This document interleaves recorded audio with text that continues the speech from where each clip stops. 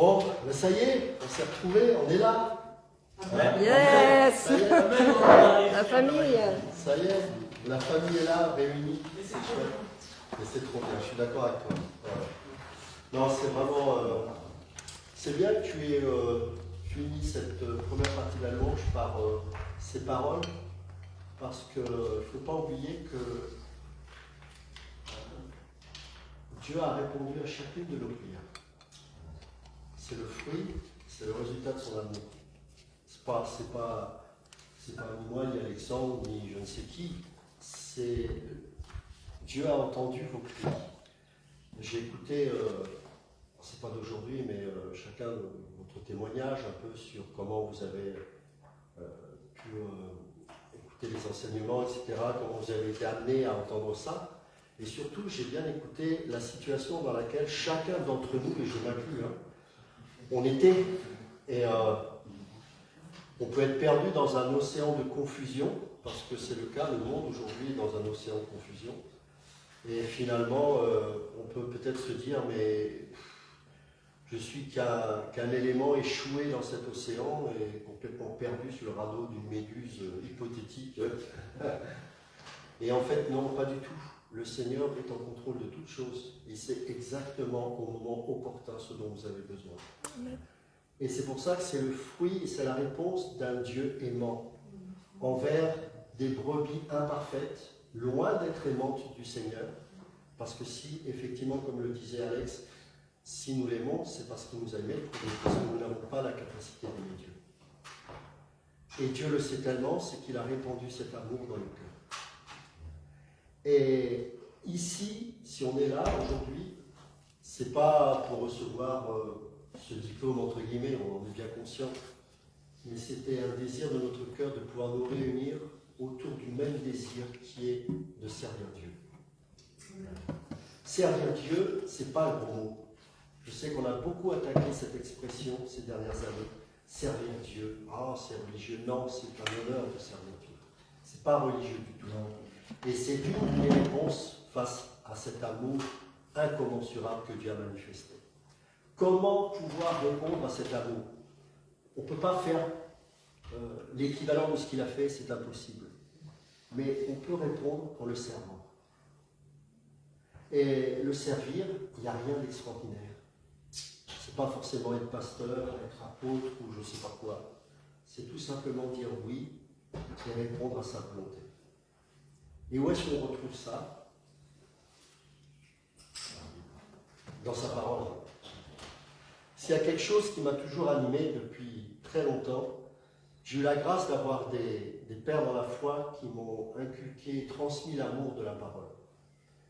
Et Alex et moi, on est nés dans un milieu, entre guillemets, évangélique, où il y avait encore des bonnes choses. Je ne dis pas que tout est mauvais aujourd'hui, mais c'était pas si difficile que ça de trouver une communauté, de trouver des pasteurs qui, bon, oui, certes, comme nous tous, on est imparfaits, mais qui avaient le désir de servir Dieu et donc de servir les brebis du Seigneur.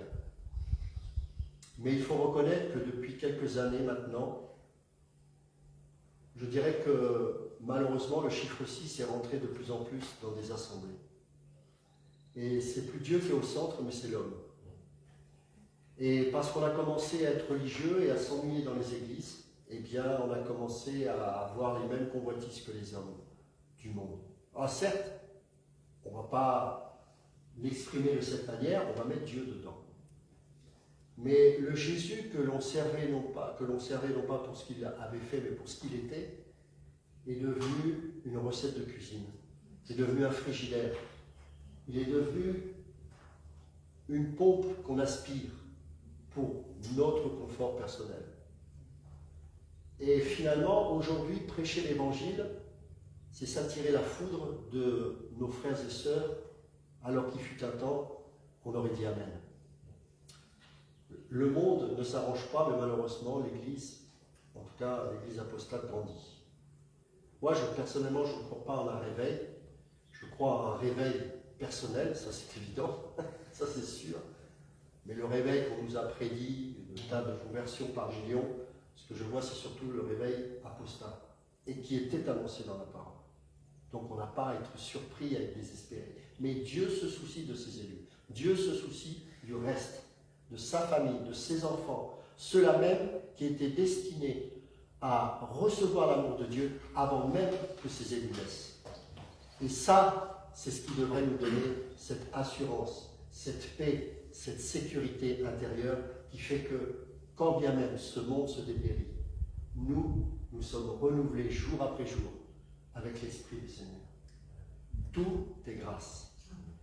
Nous sommes le fruit de sa grâce. Si nous sommes réunis ici, là, si nous sommes heureux de nous retrouver ensemble, c'est parce que j'ose espérer que nous avons un tant soit peu manifesté le parfum, non pas de nous, mais de sa grâce. Ce n'est pas la loi qui attire. La loi condamne. La loi est bonne. Mais elle n'a pas pour vocation d'attirer à Dieu, mais de révéler la méchanceté de nos cœurs et combien nous sommes pécheurs. Mais derrière, il y a la grâce. C'est la grâce qui nous pousse à renoncer au péché. C'est la grâce qui fait que nous pouvons l'adorer. Pourquoi? Parce qu'on l'adore alors que nous étions encore pécheurs. Christ est mort pour nous. Alors on l'adore. Tous sont pécheurs et sont privés de la gloire de Dieu. Ça, c'est le constat. Et c'est ce que la loi dit de nous. Romains chapitre 3, verset 23. Mais Romains chapitre 5, verset 8 dit, mais en ceci, Dieu prouve son amour envers nous, en ce que lorsque nous étions encore pécheurs, Christ est mort pour nous. Il n'est pas mort en espérant que nous allions un jour nous convertir ou je ne sais quoi. Il est mort par amour pour nous. Point barre. Et ça, vous savez, il y a des gens qui font la guerre pour chercher cet amour. Ils pensent que cet amour-là, on peut l'atteindre en maltraitant son épouse, par exemple. Ou parfois même, malheureusement, l'épouse aussi maltraitant son mari, ou des parents maltraitant leurs enfants, parce qu'ils ne savent pas où trouver cet amour. Et cette violence qui est manifestée, c'est parfois tout simplement un désespoir, parce que le monde a besoin de connaître cet amour. Et malheureusement, sans Dieu, cet amour n'existe pas. Et pourquoi j'ai voulu vraiment appeler Didaché école Didaché, pas institut, d'abord ce n'est pas un institut, mais parce que dans le mot école, il y a la communion, il y a la cour de récré, il y a aussi les frères et sœurs qui s'aiment, qui prient les uns pour les autres. La parole de Dieu ne doit pas rester dans la tête, mais elle doit pénétrer les cœurs. Et ça, c'est le rôle de l'Esprit. Mais la parole, et ça je suis désolé de le dire, mais c'est important, surtout pour ceux qui nous écoutent, qui nous regardent, elle doit être enseignée avec méthodologie, avec précision. Mes amis, je sais que je vais m'attirer les foudres, la parole s'enseigne par des experts, pas par des touristes. Vous avez des prédicateurs qui tremblent lorsqu'ils étudient la parole, qui vont passer des heures et des heures à dispenser droitement la parole. Et lorsqu'ils ont fini, ils pleurent en se disant « Seigneur, est-ce que c'était correct? Est-ce que je n'ai pas bafoué ton nom ?» Aujourd'hui, nous avons des gens qui ne sont pas mandatés, qui ne sont pas reconnus par l'Église. Les anciens ne les reconnaissent pas parce qu'ils savent que ce sont que des loups et des mercenaires, qui ne cherchent pas à dispenser droitement la parole comme Paul exhortait Timothée à le faire, mais qui cherchent à honorer le 6, le chiffre 6 qui est en eux. Ma gloire. Vous savez, l'évangile, ce n'est pas quelque chose de populaire. Parce qu'il y a le message de la croix. Paul, vous connaissez son ministère. Vous savez par où il est passé. Ne parlons même pas de notre maître lui-même. Et il faut des enseignants qui doivent remettre l'autel à sa place. Il faut, surtout dans le monde francophone, qu'il y ait des gens qui reviennent au message de la réforme, au message des pères de l'Église, certes imparfaits, mais qui ont voulu du mieux possible transmettre l'héritage des apôtres. Aujourd'hui, nous sommes dans une confusion parce que nous avons des gens qui ne sont pas habilités à enseigner et qui disent n'importe quoi. Parce que quand on enseigne la parole, je suis désolé, ça s'apprend. Et le Saint-Esprit, il est là, bien sûr, certains utilisent la parole, je n'ai pas besoin qu'on m'enseigne parce que j'ai le Saint-Esprit. Donc le Saint-Esprit me donne un éclairage sur ce que je suis en train d'étudier. Mais il faut étudier. Et ensuite, chacun et chacune est responsable de ce qu'il reçoit et doit vérifier dans les Écritures. Mais comment vérifier? Comment comprendre un verset? Comment le lire dans un contexte? Il faut d'autres livres. Il faut connaître l'histoire de l'Église. Il faut connaître l'histoire de la civilisation. Il faut faire un minimum d'anthropologie. Il faut connaître tout ça parce que la langue, les langues qui étaient parlées à l'époque, eh bien, n'ont pas toujours le même sens aujourd'hui. Exemple, le mot charité. Le mot charité n'a plus le sens aujourd'hui, le même sens qu'à l'époque où il était écrit. Quand vous avez dans la Bible Martin le mot charité, pourquoi on l'a transformé en mot amour? Parce qu'aujourd'hui, le mot charité ne veut pas dire amour, mais tout simplement la charité. Ce n'est qu'un simple exemple, mais il y en a tellement comme ça.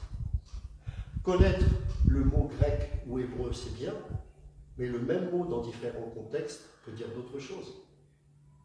Donc vous voyez qu'on ne peut pas sortir des versets du chapeau. Bon, ce n'est pas vous, je vais vous dire, mais comme il y a, vous le savez, il y a aussi des gens qui ne connaissent pas et qui ont besoin de comprendre ça. On a besoin d'être enseigné. On a besoin d'apprendre à lire la parole. Parce qu'on ne sait pas la lire. On a oublié qu'il n'y avait pas de chapitre dans les épîtres. Les épîtres, c'était des lettres entières. Donc si vous essayez de comprendre Romains chapitre 8, vous ne pouvez pas le comprendre si vous ne lisez pas Romains chapitre 7, et encore moins chapitre 6, et comprendre que le contexte est totalement exposé dans le chapitre 1, et qu'il faut connaître l'auteur, et quel était le souci de l'auteur face aux Romains. Donc, vous voyez bien qu'il faut un minimum connaître ces choses. Et c'est vraiment ça qui me pesait, et je sais que le Seigneur a permis qu'on se connaisse, qu'il y ait une belle amitié entre Alexandre et moi, parce que nous avons le même désir. Alexandre, il y a quelque chose qui le caractérise. Vous pouvez vous lever très tôt le matin, il sera toujours levé avant vous.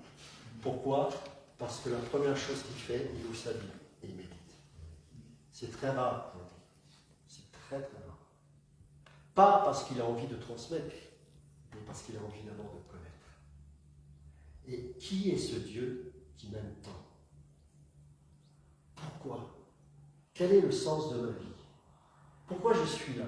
Est-ce que vous vous rendez compte que vous avez des gens qui servent depuis 20 ans dans une église qui ne connaissent toujours pas ni leur don, ni leur appel? Je parle de l'appel par rapport à un ministère ou quelque chose à faire.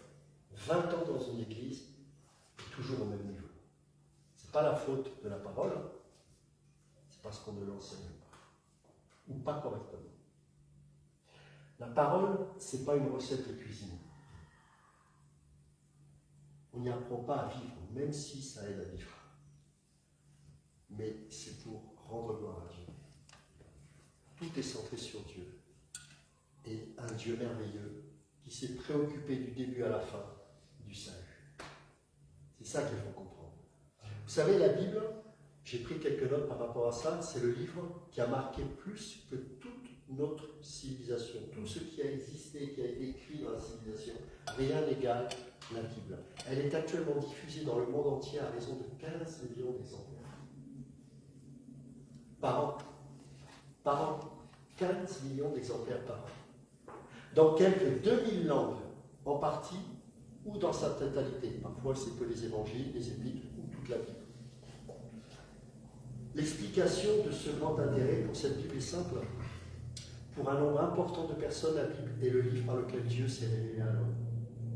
Même des gens comme Victor Hugo ont reconnu que le livre le plus beau qui a été écrit, c'est la Bible.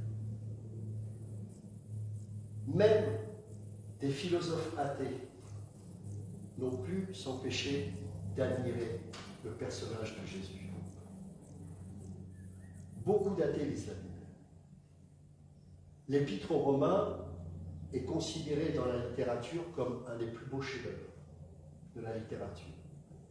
Le Cantique des Cantiques également. Le livre des Psaumes. Des athées, peut-être certains sont peut-être encore plus admiratifs que certains chrétiens, de la structure poétique du livre des Psaumes. Donc, eux-mêmes reconnaissent que ce livre est d'une beauté incroyable. Et que ce n'est pas à la portée de tout le monde de pouvoir traduire un livre et connaître la langue d'origine ou les langues d'origine ne suffit pas. C'est pour ça qu'il y a tant de personnes, aussi nombreux, qui se retrouvent ensemble pour prendre des années à lire, à comprendre, pour pouvoir traduire correctement la pensée de l'auteur et surtout derrière, respecter ce que le Seigneur a voulu nous communiquer. Le problème, c'est que à partir du XVIIe siècle, des philosophes et des théologiens commencèrent justement à contester la fiabilité des Écritures. Sur quelle base? Tout simplement sur la base de la raison humaine. Cette raison humaine que l'on considérait de plus en plus comme une source indépendante de vérité concernant le monde. Alors il faut reconnaître que la méthode utilisée par René Descartes pour établir la vérité va changer fondamentalement la façon dont les théologiens dits progressistes percevaient les Écritures. Et ça va remettre en doute la fiabilité de tout ce que les pères ont voulu transmettre des textes et leur pertinence. Le problème, c'est que la Bible déclare que la raison humaine est infectée par le péché. Donc comment la raison humaine peut statuer sur ce qu'est la vérité ou pas, alors que celle-ci est pourrie par le péché? Vous avez aussi le phénomène de l'expérience, qui aujourd'hui a parfois plus de valeur que la Bible elle-même. Or, l'expérience, et dans l'expérience, je vais les miracles, passe par la raison. Ce n'est pas parce qu'il y a du surnaturel que pour autant, la personne qui vit cette chose surnaturelle ou qui l'observe ne raisonne pas pour autant. Elle va utiliser sa raison pour accorder du crédit à un phénomène sans l'éprouver au travers de la parole, avec un esprit corrompu par le péché. J'avais fait une toute petite vidéo de 2-3 minutes où j'avais dit ceci, vous connaissez ce passage que je dis souvent, c'est l'amour, c'est pas une expérience ou quelque chose d'émotionnel. L'amour, c'est un acte. L'amour, c'est ce que Jésus a décidé de faire. Quand il était à Gethsémane, il dit, Seigneur, éloigne de moi cette coupe. Ça, c'est les émotions. Et c'était normal qu'il ressente ces choses. Mais c'était un homme fait. Un homme avec un grand H. Seigneur, non pas ma volonté, mais ta volonté. Être un homme, c'est ça. Malheureusement, en Occident, c'est difficile. Parce qu'on est devenu mou. Parce qu'on a froid, on met un pull. On a chaud, on enlève le pull. On met la clim. On va se plaindre parce que j'ai pas assez d'argent pour avoir la dernière Mercedes. Vous savez, en Occident, on est passé à côté de plein de choses que le Seigneur pouvait nous donner comme ça par la foi. Parce que nous avons la foi plus en nos institutions qui ne durent pas qu'en Dieu lui-même. Oh, c'est vrai, on va déclarer des paroles de foi. C'est vrai que parfois, on expérimente des choses un peu surnaturelles.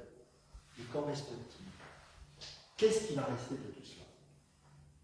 Je connais des baptistes qui n'ont quasiment jamais rencontré des choses extraordinaires, peut-être qu'ils n'ont même pas expérimenté une seule guérison, mais qui sont morts dans le Seigneur à 88 ans, en prêchant le vrai évangile. Stabilité. Ne pas se laisser conduire ni enseigner par les émotions, mais dire, je déclare oui, mais ce qui est dans la parole et mes émotions doivent s'y soumettre. Aujourd'hui, la séduction, telle qu'elle est présentée, elle est dans les émotions, dans les sensations. Nous sommes hyper sensibles. La civilisation de l'ordinateur, d'Internet, de smartphone ne nous a pas forcément rendus plus intelligents, mais beaucoup plus hypersensibles, agressifs, émotionnellement atteints. Et du coup, on perd d'objectivité. On n'arrive plus à comprendre les Écritures telles qu'elles doivent être comprises. Et c'est pour ça qu'il faut d'autant plus de méthodologie aujourd'hui et qu'il faut véritablement des enseignants qui soient disciplinés et stricts, qui ne vont pas prêcher la parole pour qu'on amène les brebis dans notre sens, mais dans ce que le Seigneur a voulu réellement communiquer. Même si ça grince, même si ça fait mal, il faut que la vérité soit prêchée avec exactitude. Quand j'ai commencé à aborder la thématique de la théologie systématique, je ne vous ai pas dit le nombre de personnes qui me sont tombées dessus. On m'a traité d'intellectuel. Intellectuel, moi, parce que je parle de théologie systématique. Quand j'explique ce qu'est la théologie systématique, on commence à comprendre un tant soit peu ce que ça veut dire. Mais qu'aujourd'hui, on ne comprenne même pas cette expression. Que quand on dit « je suis sauvé », on ne sait même pas ce que ça veut dire. C'est quoi être sauvé? C'est quoi la sanctification? C'est quoi la propitiation? Ce sont des termes de cours de base que nous, Alexandre et moi, on avait quand on est nouveau. Et aujourd'hui, quand vous prêchez ça, vous avez l'impression que les gens, ils ont appris une révélation extraordinaire. Et je comprends, c'est triste. J'en veux pas à ces personnes. Parce que, quelque part, s'ils reçoivent ça comme ça, c'est qu'ils sont heureux d'entendre cette chose.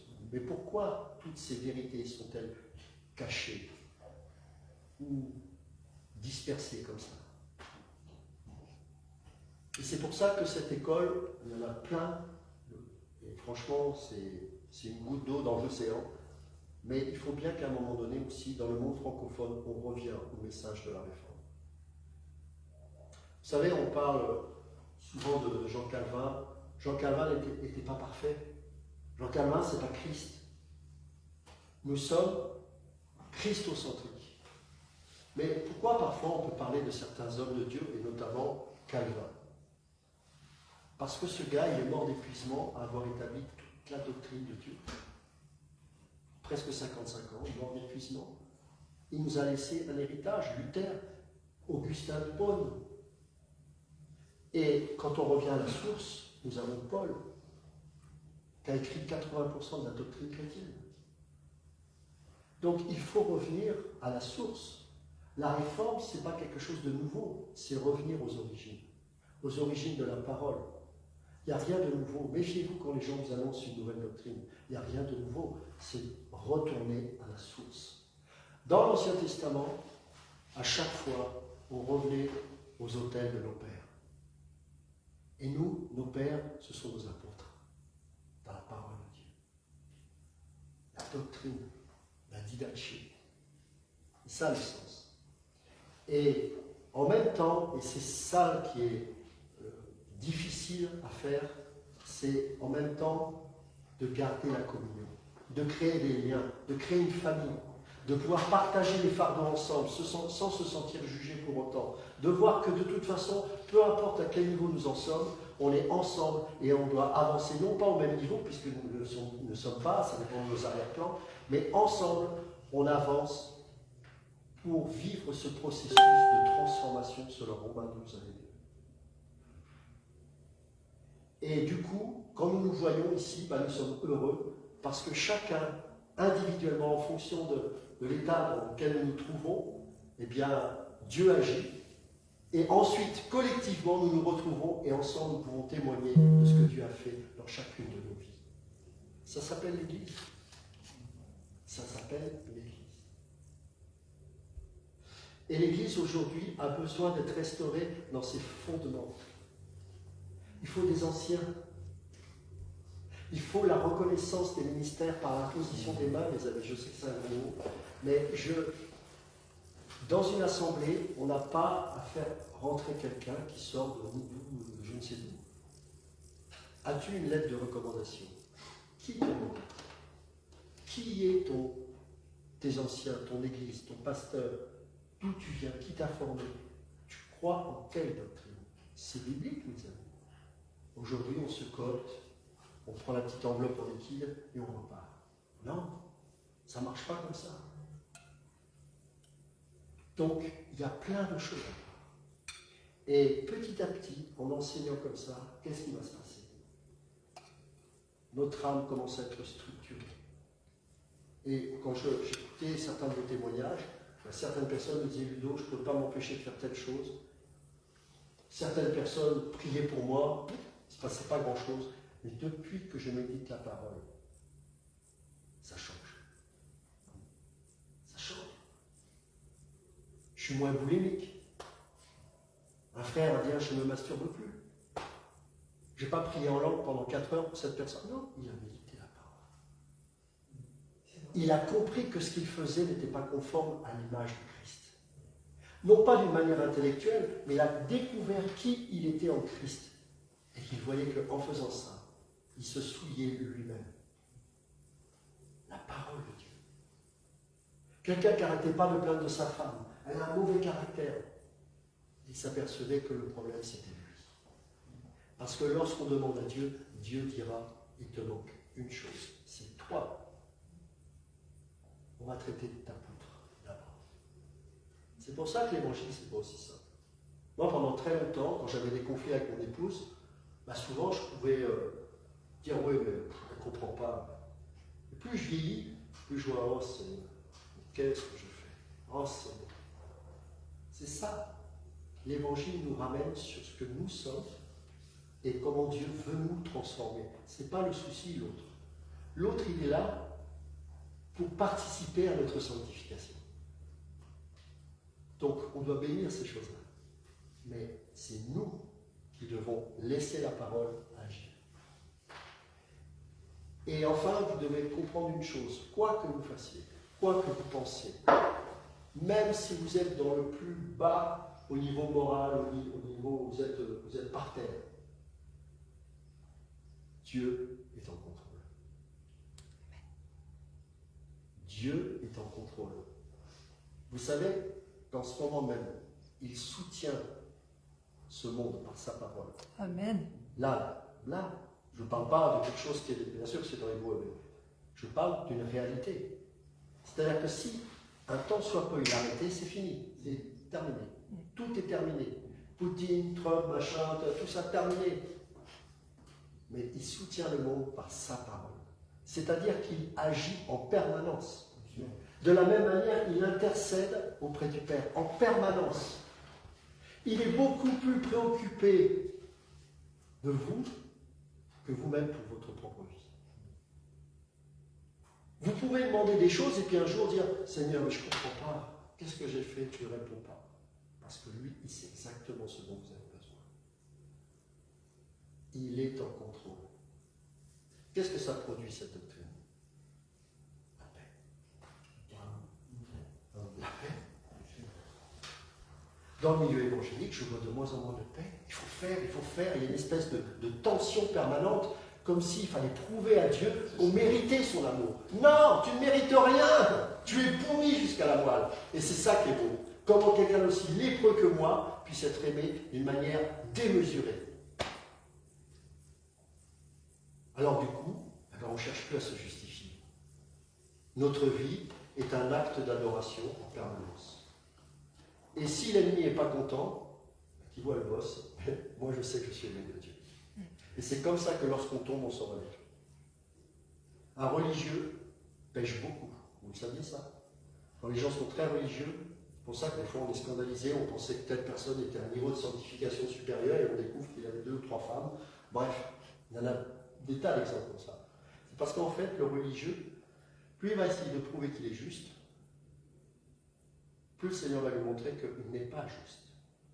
Et que tant qu'on rejette la grâce, eh bien, on ne peut pas s'en sortir. C'est la grâce qui nous change. C'est la grâce qui nous transforme. Et c'est la même grâce qui nous relève quand je tombe. Eh bien, mes amis, quand on comprend ces choses, ça va bien. Perso, ça va bien. L'euro, il est à 3. Le litre d'essence, c'est à 3 €. Dieu règne. Est-ce que ça veut dire que je fais rien, que je parle? Bien sûr que non, je ne dis pas ça. Mais je le fais dans la paix. Je ne fais pas dans la panique comme certains, qui vont prier en sueur pendant 4 heures. Parce qu'en fait, ils disent, oui, mais j'ai la foi. Tu n'as pas la foi, tu flippes. Tu n'as pas la foi, mon ami, tu flippes. Tu es en transe, en sueur. Et je les connais bien, ces gens-là, j'ai pratiqué. Ils vont faire des allées-venues. Au nom de machin, au nom, parce que c'est pas le même. Au nom de machin, au nom de machin, au nom de rien du tout. Tu fatigues tout le monde, tu te fatigues toi-même, et rien ne change. Tu te berces d'illusions, mais tu n'es pas dans le repos. Comment voulez-vous que les gens aient envie de goûter ce Dieu-là? Un Dieu d'œuvre, ce n'est pas Christ. Mais quand vous priez, Seigneur, que ton règne vienne, que ta, attention le gros mot, que ta volonté soit faite. Où ça?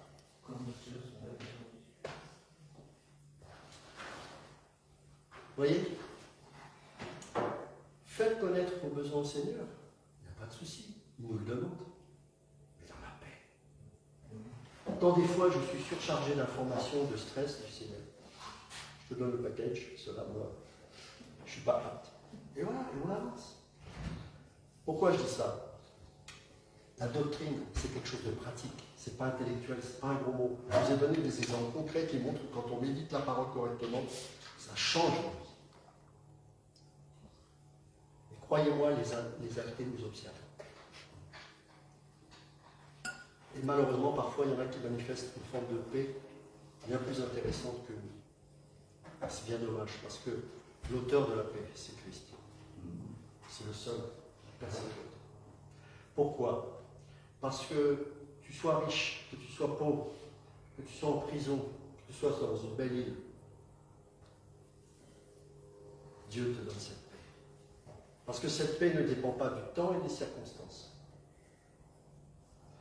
Alors, quand on comprend ça, Dieu suscite des Néhémies, suscite des gens qui pleurent sur l'état de son Église, l'Église du Seigneur. Des hommes qui vont rebâtir la muraille. Pas eux, évidemment, on est d'accord, mais qui vont remettre l'autel de Dieu. Qui ne vont pas mettre une brique ou une pierre taillée par la main de l'homme, mais juste poser le fondement de la pierre angulaire. Et ensuite, mettre la chape de la doctrine apostolique des apôtres, le fondement des apôtres, la doctrine. Pour que enfin chacun et chacune puisse se retrouver, non pas autour d'un homme, mais autour de cette pierre angulaire. Assis sur le fondement apostolique, assis sur la doctrine. Et ainsi, cet édifice spirituel va s'élever, va être correctement coordonné. Le Saint-Esprit va sceller toutes ces pierres vivantes. Et ainsi, le monde saura que Christ est la lumière du monde. C'est aussi simple que ça. Je voudrais juste, et après on va parler plus concrètement de Didaché, nous lire un passage. Il y en a plein que j'aime beaucoup concernant la parole de Dieu. Mais je voudrais vous lire Néhémie, chapitre 8, on le connaît tous, versets 1 à 8. Alors tout le peuple s'assembla comme un seul homme sur la place qui est devant la porte des eaux. Ils dirent à Esdras, le scribe, d'apporter le livre de la loi de Moïse prescrite par l'Éternel à Israël. Et le sacrificateur Esdras apporta la loi devant l'assemblée composée d'hommes et de femmes et de tous ceux qui étaient capables de l'entendre. L'Église, c'est l'assemblée des saints. Des saints. C'est un club privé. Ah oui, c'est pas la fête à neuneu. Hein. Moi, je vois beaucoup d'églises, voilà, venez. Non. Il faut le ticket d'entrée. C'est pas en fonction de ce qu'on est capable de faire. Hein. C'est pas ce que je veux dire. C'est l'assemblée des saints, des élus. C'est pas Bercy. C'est une famille. Tu es mon cousin, tu es mon père, ma tante, etc. Bien. Vous êtes mes frères et sœurs. Est-ce que vous vous rendez compte de l'importance? Moi, je suis fils unique. J'ai 4 enfants. Et pour eux, leurs frères, leurs sœurs, c'est important. Donc, si je vous appelle ma sœur, mon frère, c'est que vous êtes réellement ma sœur et mon frère. Qu'est-ce que ça veut dire? Qu'est-ce que ça veut dire? Alexandre, c'est pas mon pote, c'est mon frère. C'est pas le même niveau de relation. Ça veut dire que notre relation, c'est une relation privilégiée. Nous sommes ensemble. Vous savez, le plus important aujourd'hui, c'est la famille que nous formons. On pourra être inspiré par l'Esprit à pouvoir peut-être donner notre vie pour une personne, deux, ou j'en sais rien. Pourquoi? Parce qu'on réalise et on prend conscience que nous sommes frères et sœurs et que nous faisons partie de la famille la plus importante. Imaginez, je ne sais pas si, peut-être pour certains c'est le cas, des gens qui n'ont jamais connu de famille, qui n'ont jamais eu de famille, qui ont été adoptés, quand ils réalisent que désormais ils en ont une. C'est extraordinaire. Mais est-ce que cette famille, on est capable de la reconnaître en tant que telle et surtout de se sentir en confiance au point de pouvoir lui partager des choses sans qu'on se moque de nous, sans qu'on se juge, sans qu'on vienne calomnier la personne par derrière? C'est compliqué aujourd'hui. Parce que ça, c'est des belles paroles, Mais dans la pratique, est-ce que cette famille est là? Elle existe, mais elle a besoin d'apprendre à marcher, là encore, selon le modèle biblique. L'Église, c'est un corps. Ce n'est pas un canard sans tête, c'est un corps qui marche parce qu'il y a une tête qui lui donne des ordres. Et cette tête, c'est Christ. Ce n'est pas le pasteur, ce n'est pas les anciens. Les anciens sont là pour surveiller dans le sens biblique du terme, c'est-à-dire prendre soin, pour veiller à ce que la doctrine soit prêchée correctement, pour qu'il n'y ait pas de gourou qui se lève d'un seul coup en disant c'est moi l'élu. Voilà, pour prendre soin des brebis, pour les soigner, etc. etc. Mais c'est autour de Christ qu'est la tête. Et là, vous allez voir que les brebis vont se sentir en confiance. Elles vont pouvoir se partager les fardeaux les uns les autres, comme Paul nous l'encourage à tant de reprises dans ses épîtres. Priez sans cesse, priez les uns pour les autres, aimez-vous les uns les autres, ça c'est genre, confessez vos péchés les uns les autres, etc.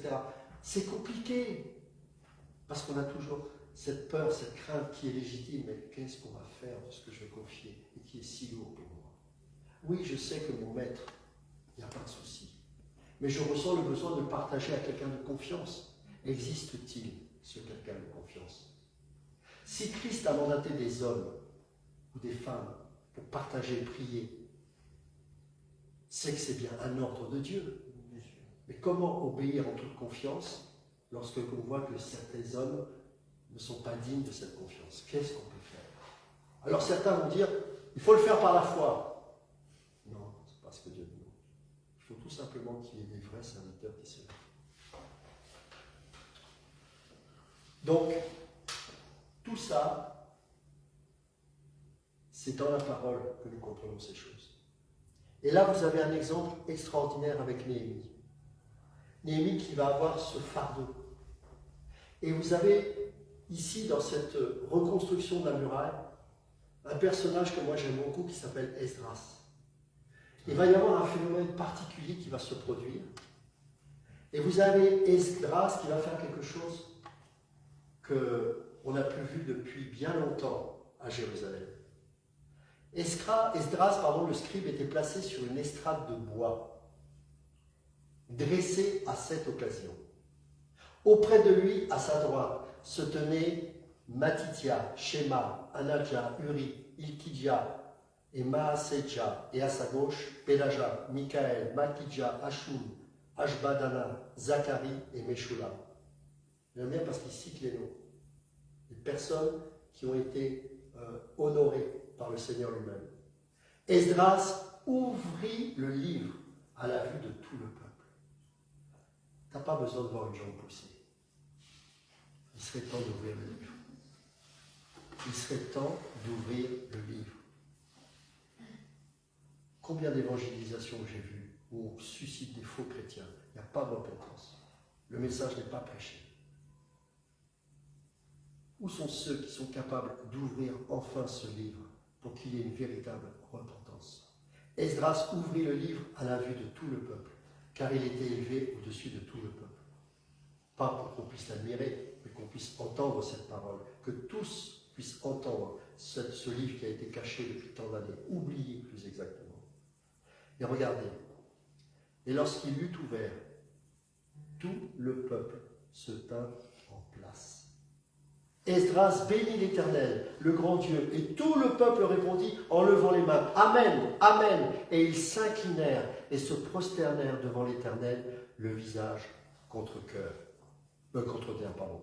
Josué, Bani, Chérébia, Jamin, Akoub, Shabétaï, Odija, Maaseja, Kelita, Azaria, Josabad, Hanan, Pélaja et les Lévites expliquaient la loi au peuple, et chacun restait à sa place. Ils lisaient distinctement dans le livre de la loi de Dieu. Et ils en donnaient le sens pour faire comprendre ce qu'ils avaient lu. Rien n'a changé. Plusieurs des enfants, Esdras chapitre 7 aussi, versets 7 à 10, plusieurs des enfants d'Israël, des sacrificateurs et des lévites, des chantres, des portiers, des néticiens vinrent aussi à Jérusalem la 7e année du roi Artaxerxès. Esdras arriva à Jérusalem au 5e mois de la 7e année du roi. Il était parti de Babylone le premier jour du premier mois, et il arriva à Jérusalem le premier jour du 5e mois, la bonne main de son Dieu étant sur lui. Car Esdras, écoutez bien, avait appliqué son cœur à étudier et à mettre en pratique la loi de l'Éternel et à enseigner au milieu d'Israël les lois et les ordonnances. Le plus grand enseignant qu'Israël ait connu, c'est Jésus lui-même. Regardez ce qui est dit, parce qu'on va me dire, oui, mes frères, c'est dans l'Ancien Testament. Luc chapitre 24, à partir du verset 13. Et voici ce même jour, 2 disciples allaient à un village nommé Emmaüs, éloigné de Jérusalem de 60 stades. Et ils s'entretenaient de tout ce qui s'était passé. En gros, dépressif total, on s'en va, c'est fini, game over. On va juste se rappeler quel homme extraordinaire c'était, et on pleure parce qu'il n'y a plus d'espoir. Il est mort. Il est mort. Pendant qu'ils parlaient et discutaient, Jésus s'approcha et fit route avec eux. Alors là, je vais peut-être faire dresser les cheveux de quelques personnes, mais leurs yeux étaient empêchés de le reconnaître. Oui, la résurrection, c'était incroyable. Mais ce n'est pas la résurrection qui va t'ouvrir les yeux. La résurrection, c'est la résurrection. Jésus se place à leur côté, ils ne le voient pas. En tout cas, ils ne le saisissent pas, on va dire. Il leur dit, il est taquin, de quoi vous entretenez-vous en marchant pour que vous soyez tout tristes? Ça m'appelle quelqu'un. L'un d'eux, nommé Cléopas, lui répondit, es-tu le seul qui, séjournant à Jérusalem, ne sache pas ce qui est arrivé ces jours-ci? Quoi, leur dit-il? Et ils lui répondirent, ce qui est arrivé au sujet de Jésus de Nazareth, qui était un prophète puissant en œuvre et en parole devant Dieu et devant tout le peuple. Et comment les principaux sacrificateurs et nos magistrats l'ont livré pour le faire condamner à mort et l'ont crucifié. Nous espérions que ce serait lui qui délivrerait Israël. Une vision terrestre des choses. Mais avec tout cela, voici le 3e jour que ces choses se sont passées. Il est vrai que quelques femmes d'entre nous nous ont fort étonnés. S'étant rendues de grand matin au sépulcre et n'ayant pas trouvé son corps, elles sont venues dire que des anges leur sont apparus et ont annoncé qu'il est vivant. Quelques-uns de ceux qui étaient avec nous sont allés au sépulcre et ils ont trouvé les choses comme les femmes l'avaient dit. Mais lui, ils ne l'ont point vu. Malgré ça, Jésus est à côté. Ils ne le comprennent pas, ils ne le saisissent pas. Parce que même ça, ça ne suffit pas. Le surnaturel, la résurrection, les témoins, ça ne suffit pas. Alors Jésus leur dit, ô homme sans intelligence et dont le cœur est lent à croire tout ce qu'ont dit les prophètes. Ne fallait-il pas, début de l'enseignement, ne fallait-il pas que le Christ souffrit ces choses et qu'il entrât dans sa gloire? Et, écoutez bien, commençant par Moïse et par tous les prophètes, il leur expliqua dans toutes les Écritures ce qui le concernait.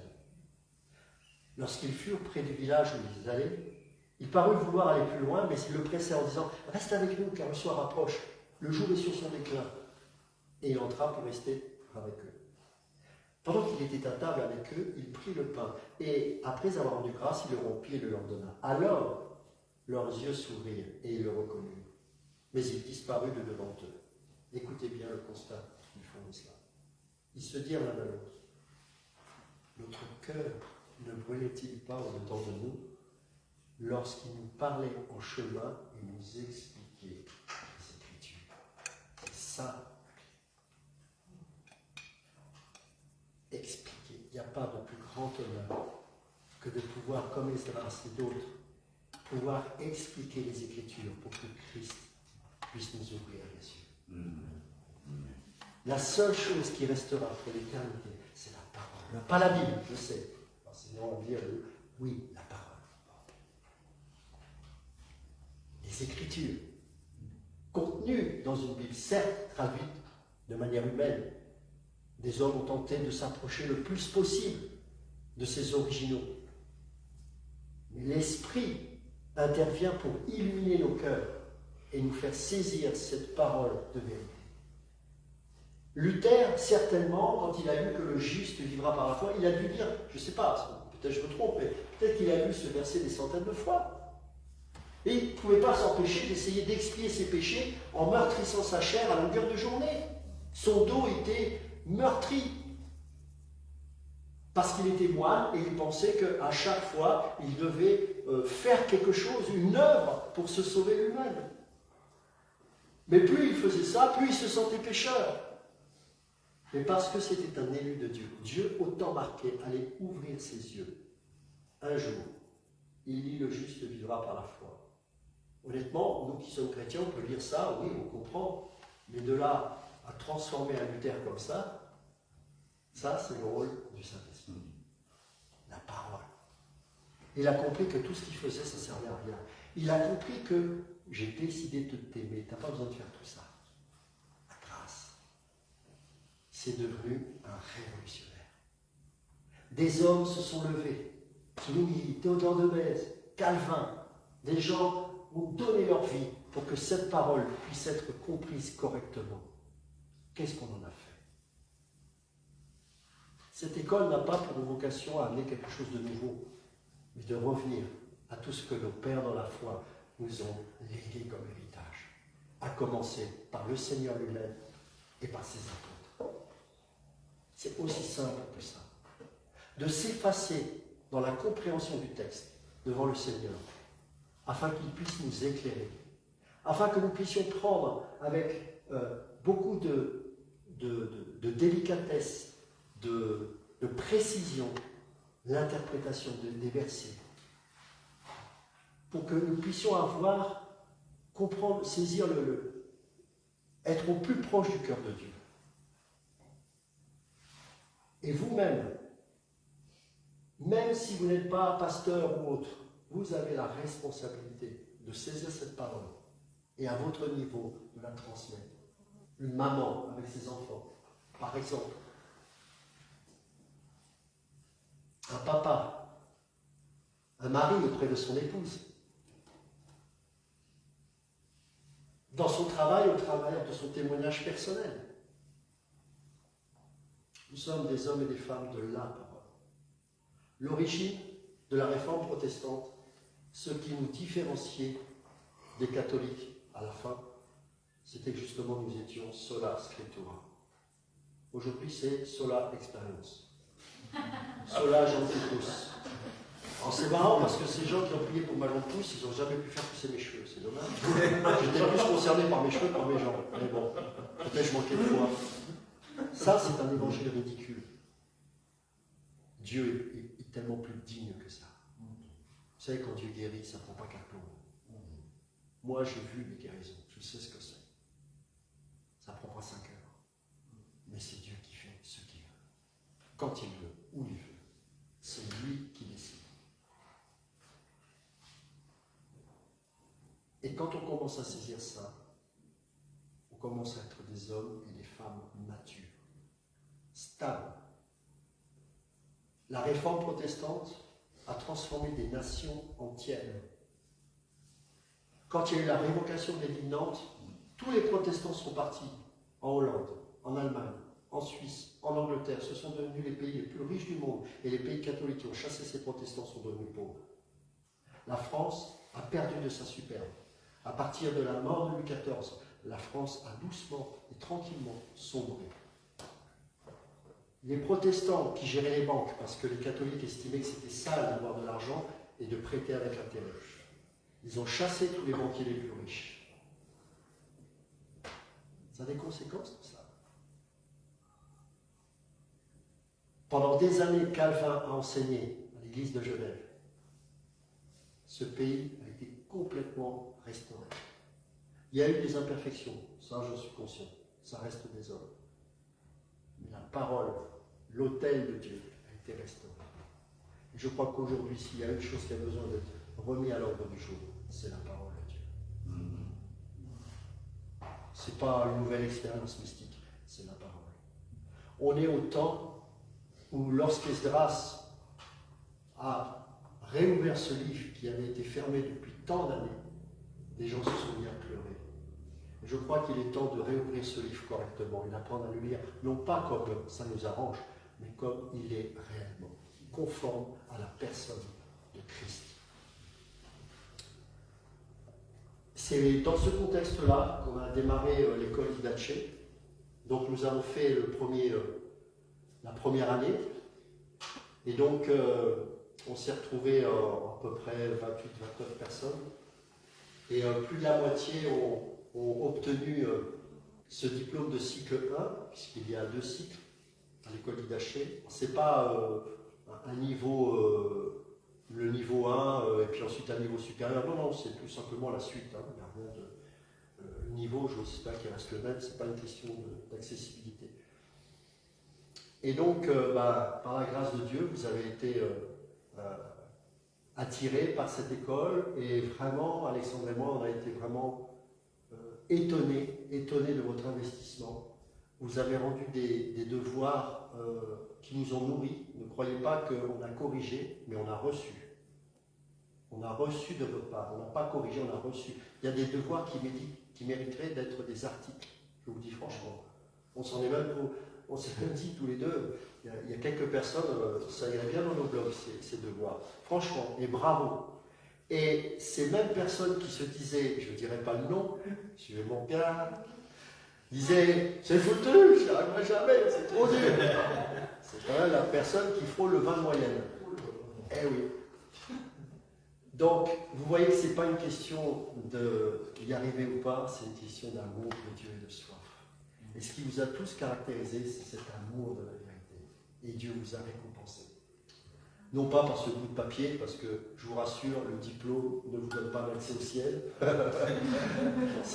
Prenez-le comme une lettre de recommandation. Ça veut dire quoi? Ça veut dire que pour certains, si vous allez dans une église, etc., et qu'on va vous dire, est-ce que vous avez une formation, vous venez? Voilà, c'est juste ça. Voilà. Quand Paul envoyait ses disciples, il leur donnait des lettres de recommandation aux églises. Les églises ne prenaient pas n'importe qui. Donc, quand ils voyaient que Paul lui-même en personne les mandatait au travers d'une lettre de recommandation, il disait, bon, c'est bon, on peut partager et enseigner. Bon, là, c'est pas forcément pour enseigner, c'est juste pour dire, voilà, après, vous savez d'où vient cette école, ce que je suis, après, voilà, vous m'intégrez dans votre assemblée ou pas, mais au moins qu'il y ait, voilà, quelque chose qui confirme que vous avez une formation correcte. Voilà. Je dis ça parce qu'il y avait déjà des gens qui disaient, le diplôme, voilà. Donc c'est juste ça. Mais c'est surtout aussi pour vous honorer. Parce que franchement, vous avez fait un super boulot. Je sais que ce n'est pas évident, le mardi soir et le vendredi soir, 2 fois par semaine, d'écouter 1h30, de prendre des notes, de faire des devoirs, de réécouter des vidéos. Vous travaillez, certaines personnes sont des mamans avec des enfants. C'est pas simple, mais vous l'avez fait. Et franchement, nous sommes fiers et honorés de vous avoir eu. Et pour la plupart d'entre vous, j'ai pu comprendre que vous voulez continuer l'aventure, et tant mieux. Mais de vous avoir comme élève, je n'aime pas trop ce mot, mais bon, c'était formidable. Et croyez-moi, on a reçu. Donc, je vais juste expliquer la suite parce que je sais qu'il y a pas mal de personnes qui souhaitent s'inscrire et qui nous suivent sur Facebook et YouTube. Donc, on va démarrer. Alors, tout se trouve sur le site didache-du6formation.com. didache-du6formation.com.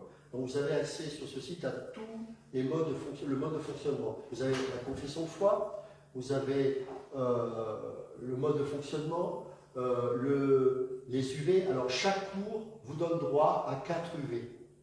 Et le cycle 1, c'est 113 UV de mémoire, et le cycle 2, c'est 173, je ne sais plus. Enfin, c'est marqué, voilà, vous verrez. Et donc, plus vous faites les devoirs, à chaque fois que vous rendez un devoir, on vous le note, à partir de 10 sur 20, vous obtenez les 4 UV du devoir, concernant la leçon appropriée au devoir. Et donc, vous cumulez le nombre d'UV, et une fois que vous avez atteint ce quota du cycle 1 ou du cycle 2, vous recevez ce diplôme, et cela atteste que vous avez suivi correctement la formation complète. Alors, le but, c'est de couvrir, on va dire, toute la théologie systématique. C'est aussi avoir une compréhension de certains livres importants de la Bible. notamment Genèse par exemple, l'évangile de Jean, etc. De connaître aussi l'histoire de l'Église. Nous avons une histoire en tant qu'Église. Il faut connaître notre histoire. Ça ne s'est pas arrêté au livre des Actes, il s'est passé des choses après. Donc c'est important de comprendre. On a dit beaucoup de choses, beaucoup de bêtises. On a beaucoup calomnié nos pères dans la foi, beaucoup des réformateurs aussi. On oublie vite que nous-mêmes, on n'est pas parfaits. Et que pour comprendre les attitudes parfois incompréhensibles de certains, eh bien, il faut aussi comprendre le contexte, la compréhension qu'on avait des choses à l'époque. Le rapport, par exemple, que les hommes, des fois, avec les femmes, tellement de choses différentes, la manière dont on parlait aussi. On a du mal à comprendre comment, par exemple, et à juste titre, Calvin a permis que Michel Servet soit condamné à mort. Et ça reste quelque chose qui est difficile à comprendre et ce n'est pas excusable. Mais il faut, même sans trouver d'excuses, comprendre que le contexte est particulier. Il faut comprendre aussi que la réforme a été travaillée au sein même de l'Église catholique pendant des siècles. Jean Hus a préparé la réforme qui allait venir. Wycliffe avant. Donc il faut connaître tout ça, non pas pour être un intellectuel, mais pour savoir. Moi, ma fille, elle est en train de faire un arbre généalogique sur ma famille. Enfin, moi, c'est compliqué, mais plutôt enfin, pas du côté de mon père, mais du côté de ma mère. Et pourquoi? Parce que je ne lui ai jamais rien demandé, mais elle avait envie de connaître ses racines. Donc nous, on a des racines. Hein? Les oracles ont été confiés au peuple juif. Donc, qui sont ces juifs? Pourquoi je dois lire l'Ancien Testament? Puisqu'on me dit qu'aujourd'hui, je suis sous la Nouvelle Alliance. Mais la Nouvelle Alliance, elle a été préparée sous l'Ancienne Alliance. Les consciences ont été préparées de génération en génération pour que le peuple se prépare à l'ouverture de la Nouvelle Alliance pour toute l'humanité. Que cette Jérusalem terrestre n'était que l'ombre des choses à venir, de quelque chose de spirituel, d'un temple spirituel, d'une ville spirituelle, que Abraham, avant la naissance, enfin avant la révélation de la loi, avait déjà vu par la foi.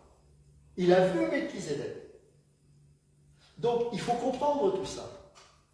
Il faut comprendre les ombres pour qu'on puisse se réjouir de la pleine et entière révélation que nous avons reçue. Nous n'avons pas cherché, comme nos prophètes de l'Ancien Testament ont voulu chercher et comprendre ces choses. On n'a même pas cherché à comprendre, ça s'est révélé à nous. Mais il faut comprendre tout cela. Il faut comprendre qu'il y a un lien important entre Genèse et l'Évangile de Jean.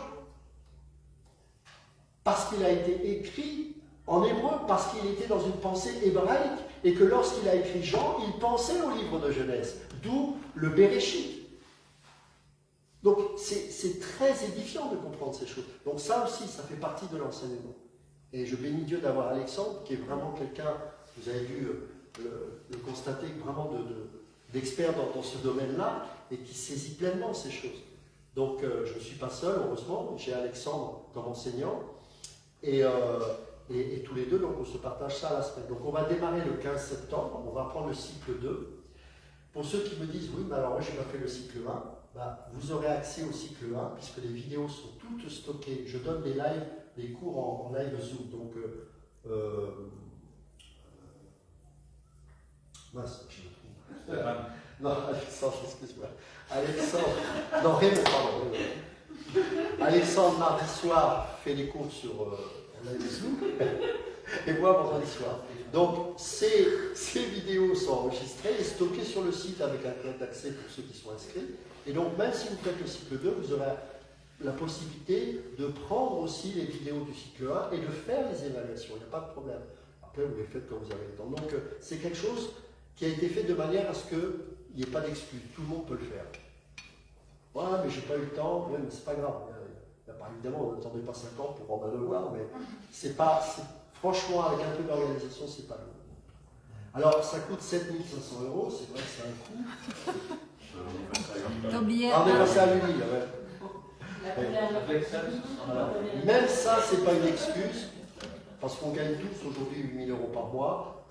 Donc, non, je plaisante, mais même ça, c'est pas une excuse. Pourquoi? Parce que je n'impose pas un montant. J'estime que c'est important de donner.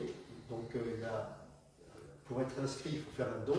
Maintenant, vous faites le don en fonction de ce que vous pouvez. Donc, donner avec joie. Il ne faut pas que ce soit. Voilà.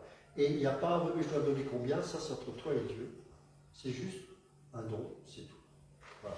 Donc pourquoi? Parce que nous voulons que ce soit accessible à tout le monde. Voilà. La parole, elle a été dispensée aux pauvres, pas qu'aux riches, d'accord?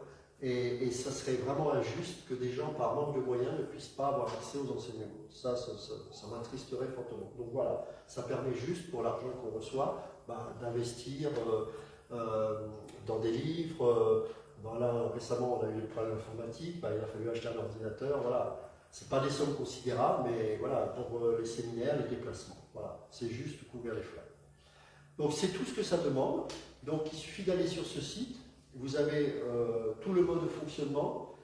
Une fois que vous remplissez les conditions, donc il faut envoyer dans inscription vos coordonnées. Qu'est-ce qui vous motive à faire ces enseignements? Éventuellement, si vous avez une église auquel vous êtes rattaché, c'est important qu'on puisse savoir, que votre pasteur soit au courant. Hein, on ne fait pas les choses sous le manteau, pour ceux qui ont une vie d'église vraiment qui sont engagés.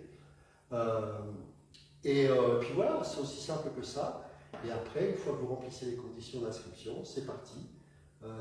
Donc le mardi soir, on démarre, je crois, c'est le 15, c'est le 15 septembre? Je ne sais plus. Le 15, c'est toi qui communiques. C'est moi, c'est ça, c'est un vendredi, hein. Ouais, c'est ça. Voilà, donc pendant tout ce temps-là, vous avez la possibilité dès maintenant de vous inscrire sans problème.